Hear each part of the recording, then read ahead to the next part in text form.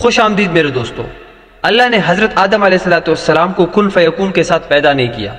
بلکہ وقت لگا کر اپنے دست قدرت سے حضرت آدم علیہ السلام کا پتلا تیار کیا اور پھر اس میں روح ڈالی، تو حضرت آدم علیہ السلام اشرف المخلوقات میں آئے، انسان بنے، اور وہاں سے دنیا کا پہلا انسان تیار ہوا اور وہاں سے اس کا کام شروع ہوا۔ تو اگر اللہ نے اپنے دست قدرت سے حضرت آدم کو پیدا کیا تو اس کا حسن کتنا ہوگا، تو اس کی خوبصورتی بلا کی ہوگی۔ پھر اللہ کے نبی نے فرمایا کہ حضرت یوسف علیہ السلام کو حضرت آدم علیہ السلام کی آدھی خوبصورتی ملی ہے، تو پھر حضرت آدم علیہ السلام کتنا خوبصورت ہوگا۔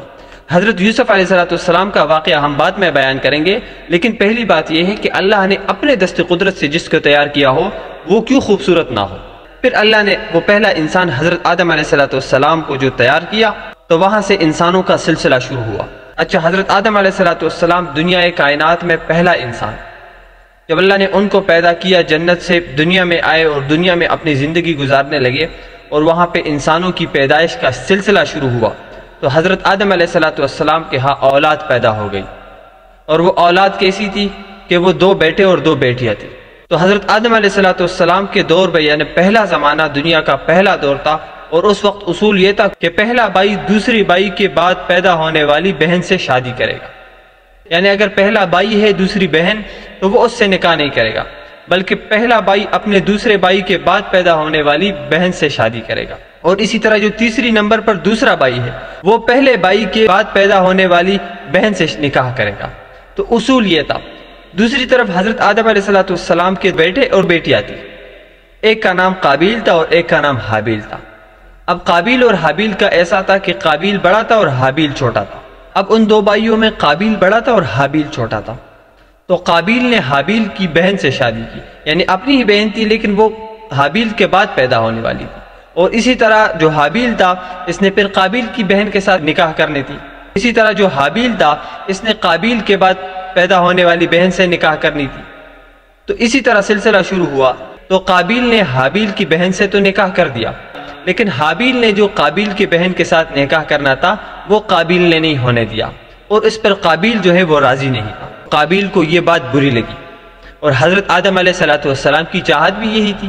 کہ بھئی قابیل نے حابیل کی بہن سے تو نکاح کر دیا، لیکن حابیل اب قابیل کی بہن سے نکاح کرے گا، اور اسی طرح دونوں بھائیوں میں لڑائی ہونے لگی۔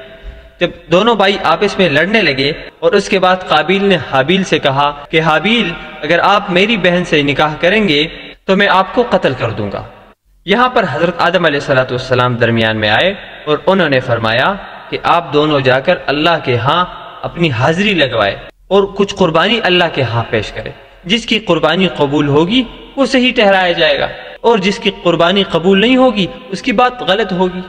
اس پر بھی قابیل راضی نہ تھا، اور قابیل نے یہ بات بھی نہیں مانی۔ خیر، بات حضرت آدم علیہ السلام نے بنا لی، اور دونوں بیٹوں کو اپنے ساتھ لے کر حج کے لیے روانہ ہوئے، اور دونوں کے لیے ضروری ٹھہرایا کہ قابیل حابیل کی مال کی حفاظت کرے گا، جبکہ حابیل قابیل کی مال کی حفاظت کرے گا۔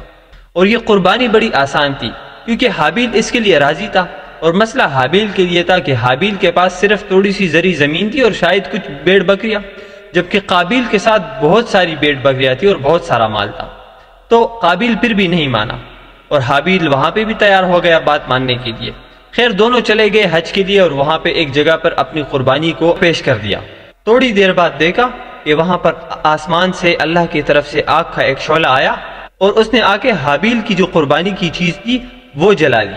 اور اس کا مطلب یہ تھا کہ حابیل کی قربانی قبول ہو گئی، یعنی حابیل ٹھیک کہہ رہا ہے، جبکہ قابیل کی قربانی قبول نہیں ہوئی۔ وہاں پر حابیل نے کہا قابیل سے کہ دیکھو بھائی، اللہ کے ہاں قربانی کی قبولیت کی شرط صرف پرہیزگاری ہے۔ اس قربانی کی قبولیت پر قابیل اور بھی بپر گیا، اور غصے میں حد درجے تک پہنچ گیا، اور اتنا شدید غصہ ہوا کہ اس نے آ کر حابیل کو قتل کر دیا۔ اور اس کے بعد جب غصہ ٹھنڈا ہوا تو پریشان ہونے لگا کہ اب کیا ہوگا، کیونکہ یہ دنیا کا پہلا قتل تھا، اور یہ پہلے انسان تھے اور پہلا قتل انہوں نے کیا۔ اس کے بعد اللہ نے ایک کوا بھیجا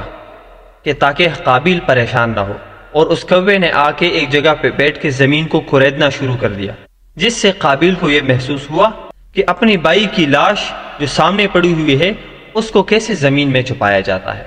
اور ایسے دنیا کا پہلا قتل ہوا اور یہ نظام شروع ہوا۔ اس کے بعد حضرت آدم علیہ السلام کی باقی اولاد کا کیا ہوا اور کیسی ان کی زندگی گزاری اور کب وہ دنیا سے چلے گئے، تو اس کے بعد انشاءاللہ اگلی ویڈیو میں بات کریں گے۔ وما علینا الا البلاغ۔